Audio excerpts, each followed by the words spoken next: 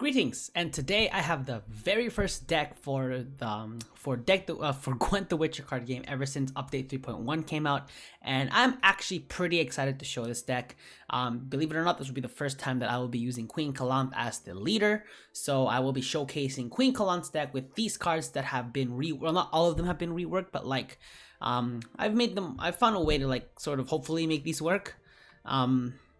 So the sort of inspiration behind this deck, no pun intended, is to kind of use the identity of the Northern Realms kind of mentioned in the update, if you guys saw it. I'm not posting an update video for the update, a reaction video for the update, just because I feel like a lot of people are already doing it, and I sort of just want to stick to decks for the time being, you know, trying to play and explore with the different decks that are out there. And I think update 3.1 is going to make that so much easier now that there are so many more opportunities with cards being reworked, a lot of cards being buffed, not so many cards being nerfed, which is actually pretty great. So for the very first deck since the update, I will be featuring Queen Calanthe's sort of boost inspired deck. Honestly, I really highly considered using Queen Meve for this one. I really did. That residual boost is gonna help for a lot of sort of the inspired / boost engine cards that are going to be present here. But I sort of decided to use Queen Calanthe just because of her reworked ability, in which you get to choose a card to draw from the deck, as opposed to just drawing a random card once you play a Northern Realms faction card.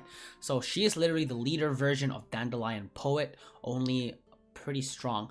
Because I think beforehand, it was play a Northern Realms faction and then draw a card, which is pretty much exactly what Dandelion Poet's doing. If anything, that actually makes Dandelion Poet stronger than Queen Calanthe, because Dandelion Poet lets you play any card. So I will now be using Queen Calanthe for this, and here's the deck list. And as usual, I'll be going through all of the cards one by one. And as you guys will notice, I tried mixing up a lot of mechanics and keywords here. That could be a recipe for success, or it could be for utter failure. So I will be doing just mostly the guide, sort of the rundown, and I will do the gameplay probably towards the weekend, because there's still a gameplay video I have to do for the Squelta deck I uploaded yesterday. This is being recorded on Wednesday night, will be uploaded tomorrow in the afternoon, unfortunately because of work, otherwise I'd be posting so much earlier. So, going up and down the list, we are going to start with Portal. Now, the Northern Realms has a lot of 4 provision engine units. So you got 2 Trident Infantries, 1 Lyrian Cavalry, and 2 Lyrian Arbalists. Whatever Portal gets out onto the field ultimately doesn't really matter to me. 2 of these are relying on orders, so, and the thing that can go wrong with this is I don't actually have a lot of units that have order. But the thing is, it's removal, or it's deck thin, so it's also really good. Honestly, I was looking for other cards to change. I was thinking, actually, I thought about putting in the Blue Stripe Scouts as opposed to probably a Lyrian Arbalist, just because of its synergy with the Dun Banner, in which it lets you so it's pretty much sort of a version of the Blue Stripes Commando, only you get to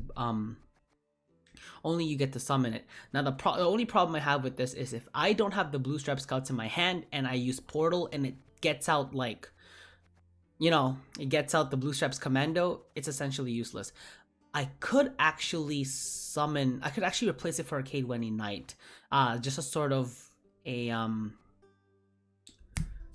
consolation prize. So I might actually think about doing that. Ultimately, you want the main purpose for the Portal is to get these Trident Infantry out. These 3 are kind of just consolation, but the thing is, I also need a couple of low provision cards in order to get, like, you know, some of these stronger ones to come out here.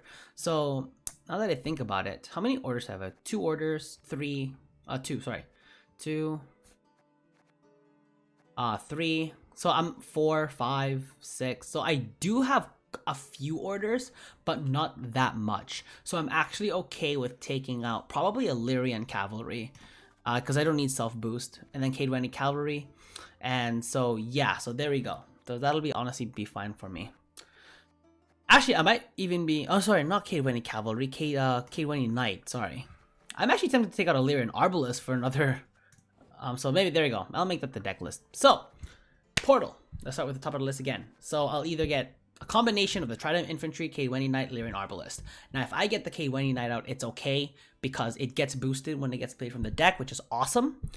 With the Lyrian Arbalist,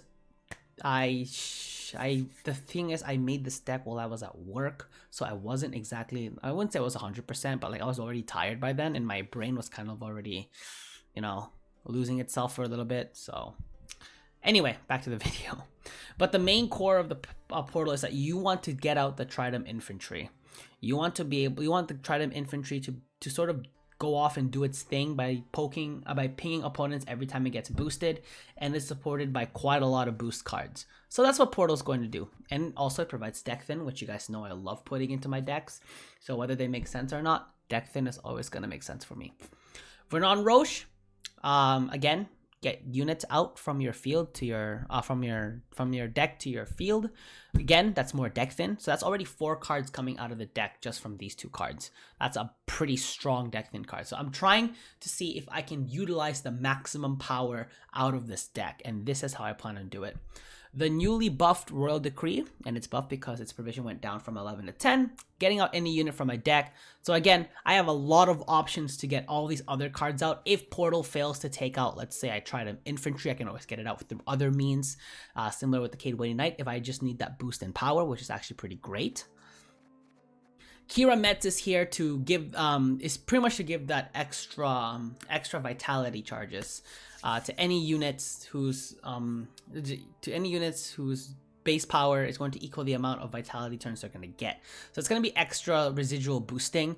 Again, you're trying to run away. There is quite a bit of tempo in this deck. You could really get away with a strong round 1, force them to play short round 2s and 3s, and, you know, hopefully you get the win from there, as long as you plan out your cards pretty well. Neneg is one of those boosting supporting cards. So you combo the neck with Tridem Infantry, and boom, you're like running away with it. Botchling, it's always going to be there. It's actually a really, really strong card. And the good news is that you don't just need Botchling for its damaging capabilities anymore. You can now transform it into the Lubberkin, and, you know, you can also have it go off. So being able to have the Lubberkin also go off is also really good, because if the Botchling gets damaged, you can always switch it to the Lubberkin, and the Lubberkin will have a purpose of being there. So that's actually really great as well. Black Rayla, so this is residual damage. It's almost similar to Pavko Gale, only if it's inspired. So if it gets boosted just once, then you damage an enemy unit by 2 instead, and you can do this every turn. So you get that residual poking as well as the residual boosting, which is going to prove really strong. Again, you can get some really strong rounds out of this. Ever since they sort of lowered the damage on some of the more commonly used cards, these kinds of opportunities are starting to sort of increase a little bit. So I'm actually pretty excited to try this deck out and see what happens. Visigoda, again, another one of those boost supporters. So even if you don't get your inspired or the Tridem Infantry's abilities off, just getting those boosts on its own is actually really powerful already.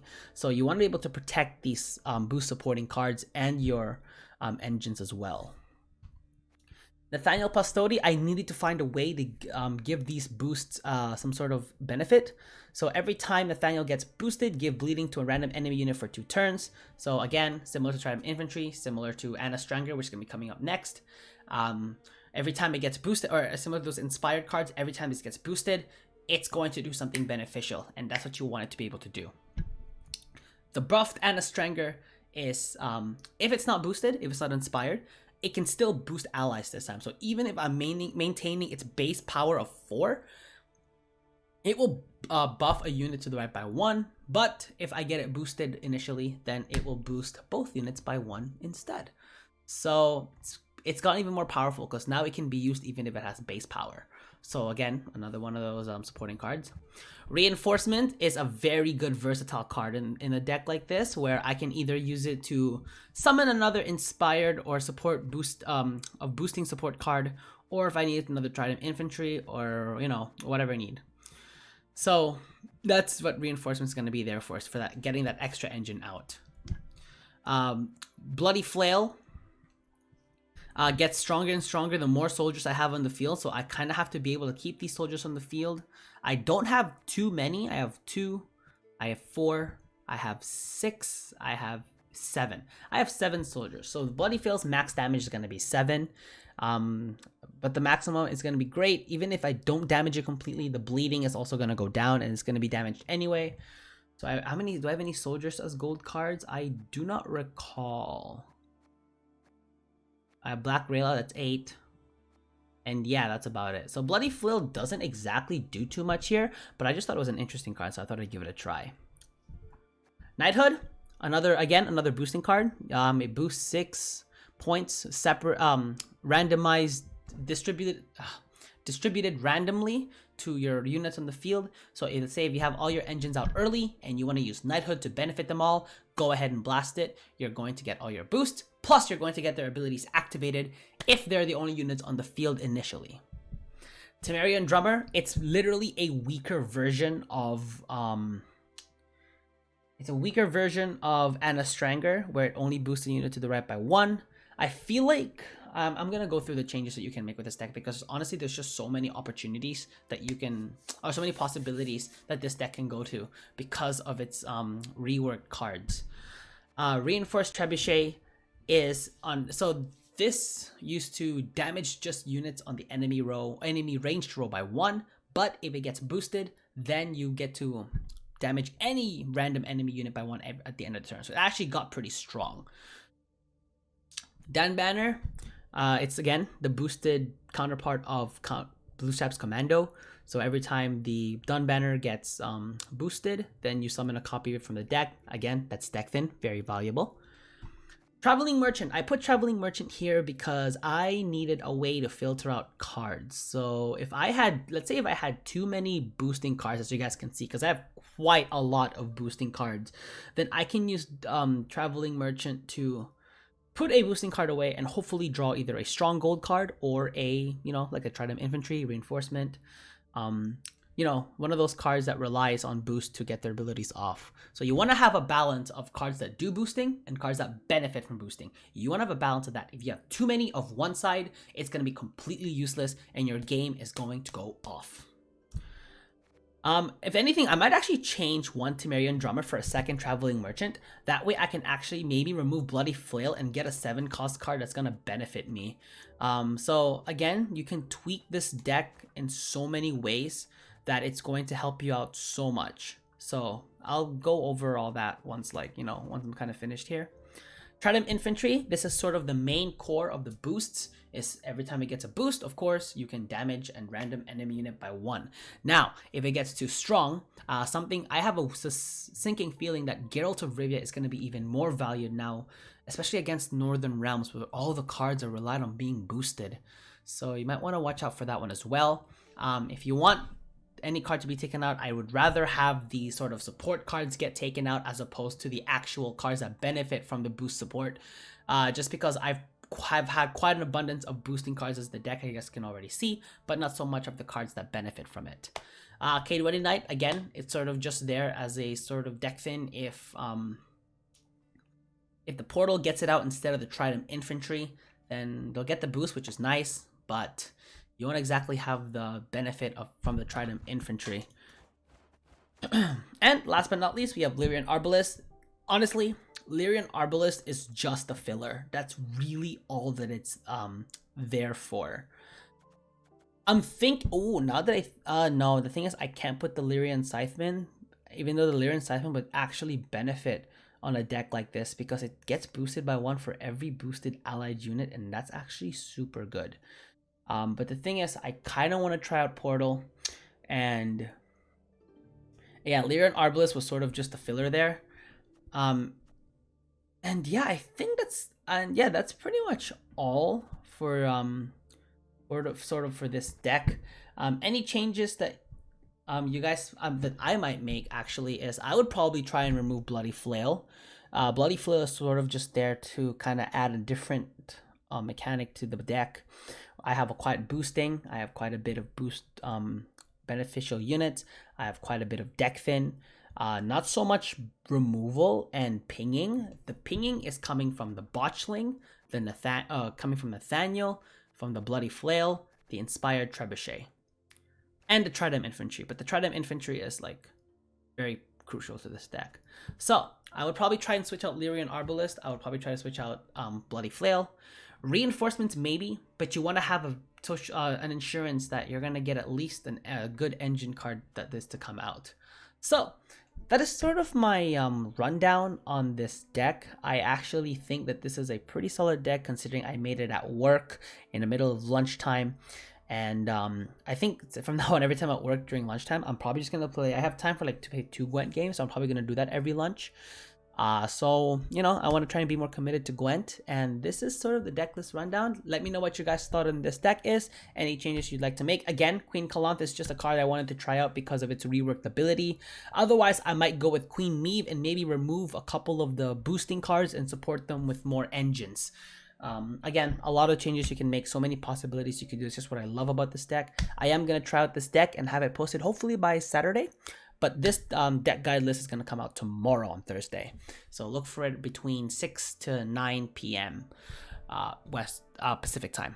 So anyway, leave a like if you enjoyed the video. Comment on anything that you guys would like to make, or if you are any changes you guys like to make, or if you just like the deck overall, you know, let me know. Anyway, I love hearing your guys' thoughts and opinions on it. And subscribe for more Gwent content. And other than that, this is Enzo signing out. I'll see you guys in the next one.